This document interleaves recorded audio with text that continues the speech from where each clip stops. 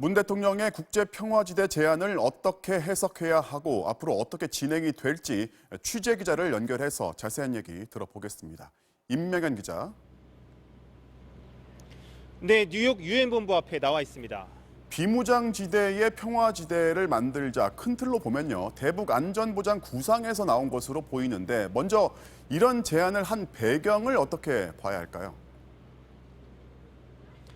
네, 비핵화 프로세스를 진전시키는 데 있어서 북한과 미국이 취하게 되는 조치들이 있는데 여기에 어떤 구조적인 불균형이 있다.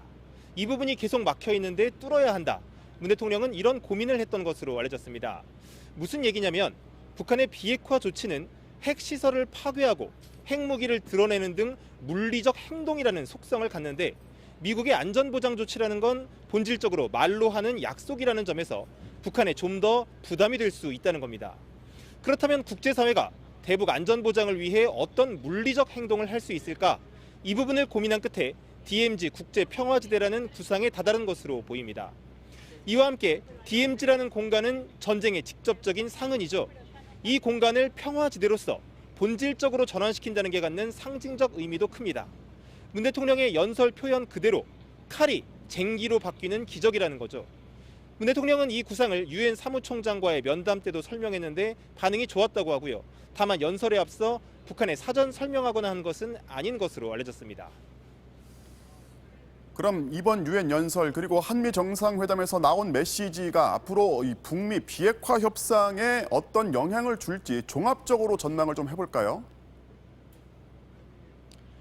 네, 지난 2월 하노이 이후 교착 상태였던 비핵화 프로세스가 회복 궤도에 진입했다는 게 정부의 평가입니다.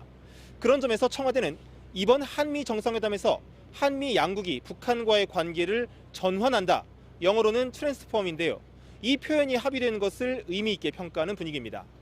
대북 정책을 본질적으로 전환시켜 기존의 적대적 정책과는 다른 방향에서 북한 문제를 풀겠다는 한미 정상의 공통된 의지가 확인됐다는 겁니다. 그렇게 볼 때 싱가포르 합의 정신 차원을 넘어 구체적인 해법 차원에서도 이전과 다른 길이 모색될 수 있다는 기대감이 정부 내에서 감지됩니다.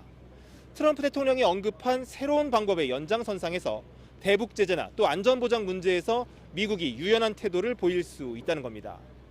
내년 대선을 앞둔 트럼프 대통령, 임기 반환점을 앞둔 문재인 대통령, 또 총노선 전환 후 성과가 필요한 김정은 위원장 모두 절실한 상황일 겁니다. 시간은 누구의 편도 아니다. 협상을 마냥 지연시키는 건 누구에게도 도움되지 않는다는 절실함이 당국자들 말에서 묻어나오고 있어 북미 실무협상 경과가 더욱 주목되고 있습니다. 지금까지 뉴욕에서 전해드렸습니다.